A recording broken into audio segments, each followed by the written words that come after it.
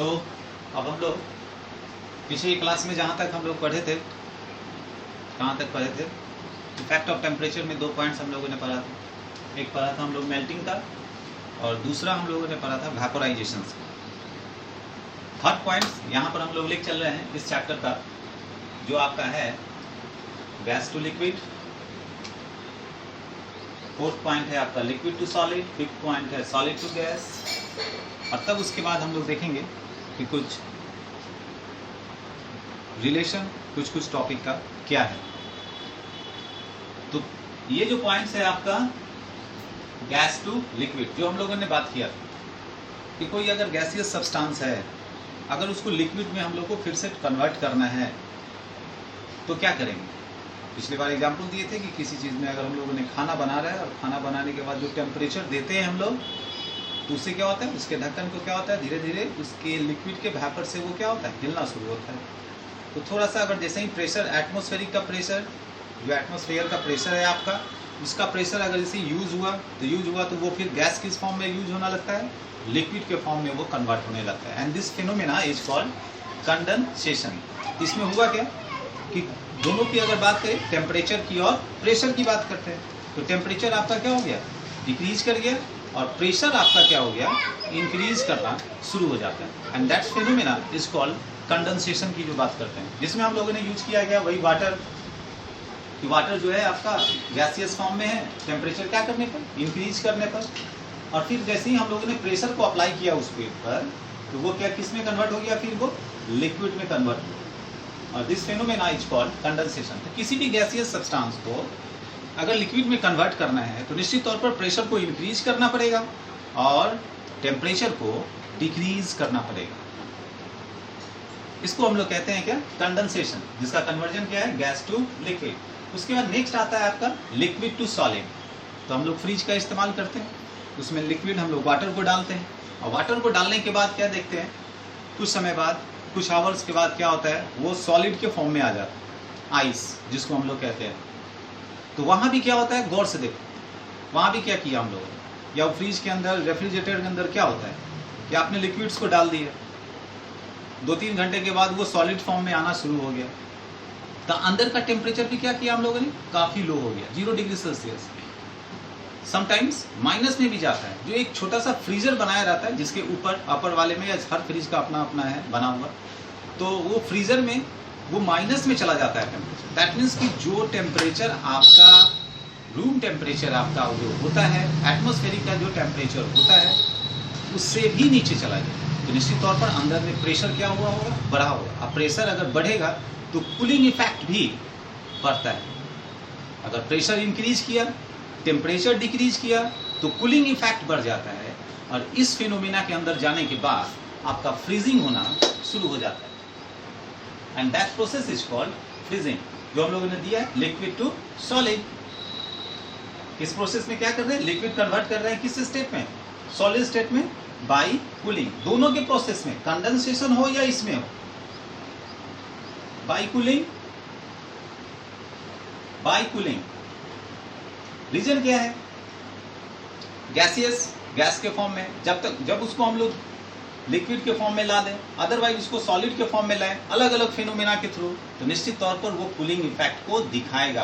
अगर cooling effect को दिखा रहा है, याद रखोगे हमेशा अच्छे से, अगर कूलिंग इफेक्ट को दिखा रहा है तो निश्चित तौर पे वहां पे या तो कंडेंसेशन हो रहा होगा या तो फ्रीजिंग हो रहा होगा। तो बस ध्यान ये रखना है कि गैसियस स्टेट को अगर लिक्विड फॉर्म में ला रहे हैं तो वहाँ कंडेंसेशन, और लिक्विड स्टेट को अगर सॉलिड स्टेट में ला रहे हैं तो वहाँ फ्रीजिंग। दोनों में प्रेशर ज़्यादा होगा, टेम्परेचर कम होगा। समझ गए बात को? जो आपका एग्जाम्पल है H2O, आप पहले से जानते हैं कि H2O जो लिक्विड है आपका, अब वो सॉलिड के फॉर्म में कन्वर्ट कर जाता है। That is the phenomena of condensation and freezing. The next is sublimation. और सब्लिमेशन में आप लोग खुद पढ़े होंगे, काफी समझदार हो गए हुए हो। तो सब्लिमेशन के अंदर क्या होता है कि कोई भी सॉलिड सब्सटेंस डायरेक्टली कन्वर्ट कर जाता है क्या, गैसियस स्टेट। अदरवाइज कोई गैसियस स्टेट डायरेक्टली कन्वर्ट हो जाए solid state. That phenomena is called sublimation. फिर से एक बार कर रहे हैं क्योंकि आपके दिमाग में कुछ बात आ रही है जो हम समझ रहे हैं बात को, लेकिन फिर से हम रिपीट कर रहे हैं कि solid state directly converted into gaseous state. That means कि बीच का जो स्टेट हम लोग छोड़ रहे हैं, कौन सा, लिक्विड स्टेट जो नहीं आ रहा है, दैट मीन्स कि जो सॉलिड है गैस में कन्वर्ट कर रहा है। अदरवाइज जो गैस है फिर से सॉलिड में आ रहा है और बीच का जो इंटरमीडिएट स्टेट है लिक्विड, वो नहीं आ पा रहा है। That phenomena is called sublimation. इसके अंदर बहुत सारा एग्जाम्पल है। तो आपके दिमाग में फिर ये आ रहा है बात कि सर आप बोल रहे हो कि सॉलिड जो है वो गैसियस स्टेट में चला गया, लिक्विड स्टेट में नहीं आया। तो सर बहुत सारा सॉलिड है, क्या आयरन भी तो आपने बताया था कि सॉलिड है, वुड्स लकड़ी भी आपका सॉलिड है, अदरवाइज बहुत ऐसा सॉलिड है वो तो कन्वर्ट नहीं होता है। और आप बोल रहे हो डायरेक्ट कि हाँ सॉलिड जो है तो कुछ ही सॉलिड होगा, तो निश्चित है कि उस सॉलिड की और इस सॉलिड की प्रॉपर्टीज में कुछ तो चेंज होगा, क्योंकि जब आप बोल रहे हो कि solid directly converted into gas, तो सब सॉलिड को कन्वर्ट हो जाना चाहिए था गैस में। क्वेश्चन अपनी जगह सही है, सोचना अपनी जगह सही है। तो इसमें एक छोटा सा टर्म आता है जिसको हम लोग कहते हैं वोलाटाइल। वोलाटाइल, तो वोलाटाइल सॉलिड्स होते हैं, वोलाटाइल सॉलिड्स होते हैं।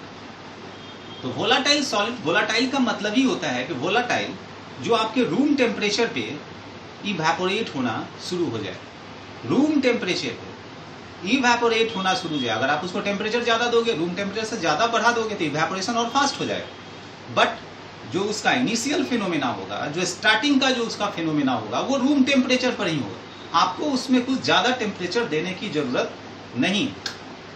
तो ये एक्सपेरिमेंट जो हम लोग करते हैं, ये जो दिखाते हैं एक्सपेरिमेंट सब्लिमेशन का, वो ऑलवेज रूम टेम्परेचर पर ही दिखाते हैं। वहां पर हम लोग ज्यादा हीट देने की जरूरत नहीं करते हैं। हाँ, अगर एक्सपेरिमेंट को थोड़ा फास्ट दिखाना है तो वहां पर हम लोग टेम्परेचर लगा दिए नीचे से, बर्नर लगा दिए नीचे से, और तब उसका हम लोग थोड़ा क्विकली फास्ट देख लिए, और तब उसको देखें कि हाँ वो सबलाइंस किया या नहीं। लेकिन एक टर्म याद रखना, volatile. Volatile solid, volatile solid ही है जो डायरेक्ट गैस में कन्वर्ट कर सकता है। अदरवाइज नॉन वोलाटाइल, दो फॉर्म होता है, एक वोलाटाइल, दूसरा नॉन वोलाटाइल। नॉन वोलाटाइल जो रूम टेम्परेचर में इवेपोरेट नहीं करता, ऐसा बहुत सारा है आपका, शुगर, सॉल्ट, आयरन अभी आपने बताया हमको, आयरन और सारा सब है, ये सब नॉन वोलाटाइल है। तो आप आराम से आइडेंटिफाई कर सकते हो, कुछ देर में आप खुद से कहीं रख दो किसी सब्सटेंस को जिसका एग्जाम्पल आपके बुक्स में दिया है या हम आपको बताने वाले हैं, और उसको चेक कर लो कि क्या वो आधे एक घंटे के बाद क्या वो जो है कुछ चेंज नहीं हुआ। अगर चेंज हो रहा है दैट मीन्स निश्चित तौर पर वो गैसियस फॉर्म में चेंज कर रहा है, जिसे आप नेकेड आई से नहीं दे पाते हो। यही एक फिनोमेना है जो थोड़ी देर के बाद हम लोग पढ़ेंगे कि उस फिनोमेना का नाम क्या है। तो खैर सब्लिमेशन में फिर से आते हैं और बात करते हैं कि सब्लिमेशन का जो फिनोमेना है उसमें वोलाटाइल सॉलिड, फिर से बोल रहे हैं, volatile solid directly converted into gaseous state, और उसी का गैसियस स्टेट जो कन्वर्जन हुआ, हम उसको फिर से गैसियस स्टेट से सॉलिड स्टेट में ला सकते हैं। तो ये दोनों कन्वर्जन सब्लिमेशन कहलाता है। बट कौन सा solid? Volatile solid. Non volatile कभी नहीं होगा, always volatile solid directly converted into gaseous state. और इसका बहुत सारा एग्जांपल है जो आप जानते हैं। आयोडीन सॉल्ट में होता है, आयोडाइज नमक बोलता है लोग, कैम्फर है, नैप्थलीन है, एंथ्रासिन है। ऐसा बुक में आपका क्वेश्चन है कि नैप्थलीन बॉल्स आर डिसअपियर, तो क्यों डिसअपियर कर रहा है? क्योंकि नैप्थलीन्स आर ए वोलाटाइल सॉलिड, तो निश्चित तौर पर वो रूम टेम्परेचर में डिसअपियर कर जाएगा। And this phenomena is called sublimation. समझ गए बात को? वही यहाँ लिखा हुआ है कि this process solid directly converted into gaseous state, जहाँ पर हम लोगों ने एग्जांपल दिया iodine, camphor, anthracene, naphthalene. Naphthalene जो बॉल है जिसको हम लोग कपड़े में, जब हम लोग ठंडे कपड़े को जब ठंडा खत्म होता है उसके बाद फिर से स्टोर रूम में डाल देते हैं या किसी अलमीरे के अंदर डालते हैं, तो वहाँ फिनाइल डाल देते हैं कि उसमें कोई बैक्टीरिया वैक्टीरिया का इफेक्ट ना आए, वो है। तो ये जो फिनोमेना है आपका solid to gas, sublimation, gas to liquid, condensation, liquid to solid, freezing. इतना पॉइंट समझ में आ गई बात? ठीक है। उसके बाद हम मिटा रहे हैं, 1 मिनट, वाइपर 1 मिनट।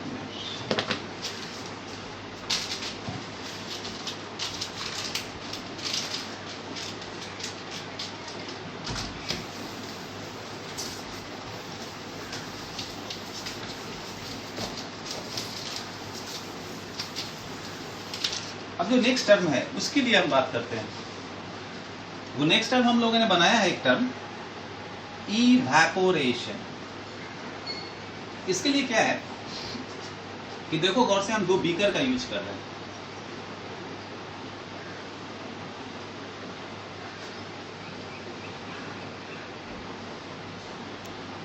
यूज किए,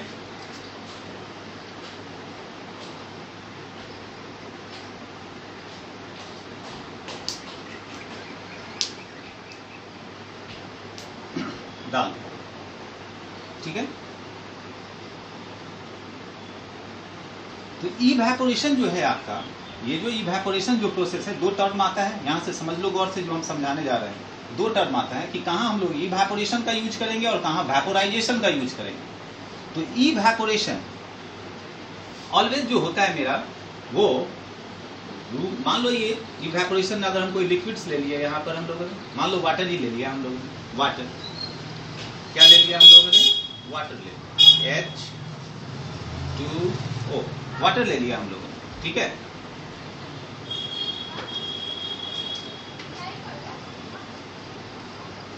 अब यहां पर जब इवैपोरेशन की बात करते हैं, जो इवैपोरेशन हम लोगों ने लिखा है, गौर से सुनना, इवैपोरेशन की बात कर रहे हैं। किसका बात कर रहे हैं हम लोग?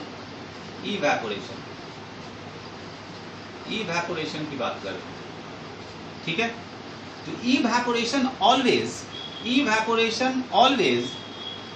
रूम टेम्परेचर पर ही होगा, रूम टेम्परेचर पर ही होगा, या बोल सकते हैं हम लोग एटमॉस्फेरिक टेम्परेचर पे होगा। या तो रूम टेम्परेचर कह सकते हो, या तो एटमॉस्फेरिक टेम्परेचर हम लोग बोलते हैं यहाँ पर। और जहां भी इवैपोरेशन हुआ वो सिर्फ लिक्विड के अपर सरफेस पर, यहाँ पे लिक्विड के अपर सरफेस पे, यहाँ पे इवैपोरेशन जो होता है वो लिक्विड के अपर सरफेस पर। इसलिए क्वेश्चन ऐसा बनाया जाता है कि evaporation is the phenomena of upper surface of liquid. Upper surface पे, अपर सरफेस पर इवैपोरेशन का काम होता है। और जैसे ही हम लोग इसमें अगर आते हैं, किसमें आ रहे हैं? ये भी आपका वाटर है, और यहाँ वाटर में अगर हम लोग टेम्परेचर देना शुरू कर दे, एक्स्ट्रा टेम्परेचर देना शुरू कर दे, एक्स्ट्रा टेम्परेचर ये देना शुरू कर दे, ये टोटल मॉलिक्यूल्स, ये हो या कोई भी, ये सारा मॉलिक्यूल्स जो है वो एक्टिवेट होना शुरू होता है, और ये सब मॉलिक्यूल्स का वेपर आपका बाहर आना शुरू हो जाता है। और इस फेनोमेना को हम लोग क्या नाम दे रहे हैं? वेपोराइजेशन। ये याद रखोगे, वेपोराइजेशन। तो ये जो इवैपोरेशन हम लोगों ने दिखाया है, ये रूम टेम्परेचर पे होगा, ऑलवेज रूम टेम्परेचर पर और अपर सरफेस ऑफ लिक्विड। और वेपोराइजेशन की बात करते हैं तो हम लोग टेम्परेचर इंक्रीज करते हैं, टेम्परेचर को बढ़ाते चले जाएंगे। तो जब टेम्परेचर बढ़ाएंगे तो वाटर मॉलिक्यूल्स के बीच का जो इंटरेक्शन है वो भी जो है एक्टिव होने लगेगा, काफी एक्टिव होने लगेगा, और टोटल मॉलिक्यूल्स वेपोराइज होकर बाहर आना शुरू हो जाता है। तो यहाँ पर दिखता है, यहाँ पर जैसे आप टेम्परेचर दे हुए तो ये वेपर्स आपको नेकेड आई से दिखेगा, खुली आंख से दिख जाएगा, ये वेपर आ रहा है। बट इवैपोरेशन अगर जो अपर सरफेस पे होता है फेनोमेना जो है वो नेकेड आई से नहीं दिखता है, तो that is the difference between evaporation and vaporisation. तो यहीं पर बात आ जाती है लैटेंट हीट की। लैटेंट का मतलब ही क्या होता है? हिडन, जो छुपा हुआ है। फेनोमेना हो रहा है लेकिन वो छुपा के हो रहा है, वो सारा चीज हो रहा है जो उसके अंदर होना है, लेकिन आप उसको देख नहीं पाते हो। And that is called latent heat, जो हम थोड़ी देर के बाद आपको बताएंगे। लेकिन हम फिर से बता रहे हैं, इवेपोरेशन ऑलवेज कब होना है, रूम टेम्परेचर, एटमॉस्फेरिक टेम्परेचर, उसी पे स्टार्ट कर होता है आपका। अदरवाइज अगर वेपोराइजेशन में जाते हैं, वेपोराइजेशन में गए तो यहाँ सर्टेन टेम्परेचर आपको लगाना पड़ेगा। वेपोराइजेशन के लिए हर एक लिक्विड का अपना अपना टेम्परेचर होता है। जैसे water 100 degree Celsius, alcohol about 80 degree Celsius, उस तरह सबका टेम्परेचर चेंज होता है। तो वहां पर जो उतना टेम्परेचर हम लोग लगाते हैं तो वो आपका वेपोराइजेशन है। क्योंकि इवेपोरेशन जो बात हम लोग कर रहे हैं रूम टेम्परेचर पर, या रूम टेम्परेचर आपका होता है 25 degree Celsius to 28 degree Celsius, यही आपका रूम टेम्परेचर है, 25 degree Celsius to 28 degree Celsius. यानी कि इसी के बीच में आपका इवेपोरेशन फिनोमेना यूज होता है। इवेपोरेशन का बहुत फैक्टर है, किसके किसके ऊपर डिपेंड करता है, कहाँ इवेपोरेशन फास्ट हो सकता है। तो अगर हम इससे ज्यादा टेम्परेचर दे दें तो तय है इवेपोरेशन फास्ट हो जाएगा। इवेपोरेशन फास्ट होगा तो आप नेकेड आई से देखने लगोगे, और जैसे ही नेकेड आई से आपको वेपर दिख जाएगा तो फिर हम उसको इवेपोरेशन नहीं बोलेंगे, तब उसको हम लोग वेपोराइजेशन बोलेंगे। And that is the main difference between evaporation and vaporisation. समझे बात को, समझ में आई? तो ये डिफरेंस है आपका इस दोनों के बीच का, ठीक है। यहीं पर सब सारी बात आती है। जैसे इवेपोरेशन, फिर अब एग्जांपल इस पर हम लोग पुट करते हैं, उसके अनुसार बताते हैं। जैसे आपका डेजर्ट कूलिंग की बात हम लोग करते हैं कि डेजर्ट में जो होता है वहां पर अगर डाले वाटर को, अगर हम लोग यूज करें तो मालूम चले काफी कूल कूल कूल कूल महसूस होता है। यानी उतनी ज्यादा गर्मी में भी आपको, जब बालू पर हम लोग जाते हैं तो बालू की दोनों कंडीशन होती है, सैंड्स की आपकी ज्यादा हीट भी आपको दिखाएगा और ज्यादा ठंडा भी शो करता है, दोनों होता है उसके अंदर। क्या हो, कैसे होता है? तो यही है आपको फिनोमेना इवेपोरेशन। अदरवाइज परफ्यूम की बात करते हैं हम लोग, तो परफ्यूम को अभी आप घर में हो, देख ही रहे हो वीडियो, रूम से निकालो परफ्यूम, सबके रूम में होगा, और पहले अपने पाम को अच्छे से यहाँ फिल करो, गर्माहट महसूस हो रही होगी, और उस पर थोड़े से परफ्यूम को डालो, कितना कूलिंग महसूस होगा आप खुद देखोगे। तो होगा क्या कि जितने एरिया में आपने परफ्यूम को यूज किया, उतने एरिया में क्या हुआ, वो अपर सरफेस की हीट एनर्जी इवॉल्व कर गई। तो हुआ क्या, रूम टेम्परेचर से आपका क्या हो गया, पास पे आ गए। जैसे ही आगे हम लोग रूम टेम्परेचर के पास, कूलिंग इफेक्ट शुरू होता है। That is the phenomena is called evaporation. फिर हम बात करें गर्मी में, कपड़ा जो है सूखना शुरू हो जाता है, काफी वेट अगर आप उसमें, आपका हेवी भी है, वाटर मॉलिक्यूल्स उसमें अगर है भी आपका, तो क्या होता है कि उस धीरे धीरे क्या होगा, वो ड्राई होना शुरू हो जाएगा। लेकिन वो आपको नहीं दिखेगा कि वो उसका वेपर कहाँ गया, वो तो ड्राई हो जाना है, वाटर मॉलिक्यूल्स इवेपोरेट हो जाना है, लेकिन आप नहीं दे पाते। And that phenomena is called evaporation. और वो जो हीट एनर्जी होती है फिनोमेना की, जो आप दिख नहीं पाता है, that is called latent heat, जो अब हम आपको बताते हैं। तो ये सब सारा जो फिनोमेना है वो इवेपोरेशन का है, चाहे वो कपड़े को सुखाना हो, परफ्यूम का इस्तेमाल करना हो, डेजर्ट कूलिंग की जो बात करते हैं वो सब उसी की फिनोमेना के अंदर आता है। कपड़े में गर्मी में क्या होता है, कॉटन क्लॉथ हम लोग पहनते हैं, बोलता है ना लोग कि गर्मी में जो है ना ज्यादातर कॉटन क्लॉथ पहनो। रीजन क्या है, आपका जो स्वेट आया वो ये एब्जॉर्ब कर लेगा, और जैसे ही आप थोड़ा सा बाहर निकले तो विंड जैसे जैसे बहता जाता है, जैसे जैसे फ्लो होता है, तो वो इवेपोरेशन के थ्रू निकलता चला जाता है, और तब आपको वो महसूस होता है कि आप काफी ठंडा महसूस कर रहे हो, like a cooling. And this phenomena is also called evaporation. ये सारा चीज इवेपोरेशन का फिनोमेना है।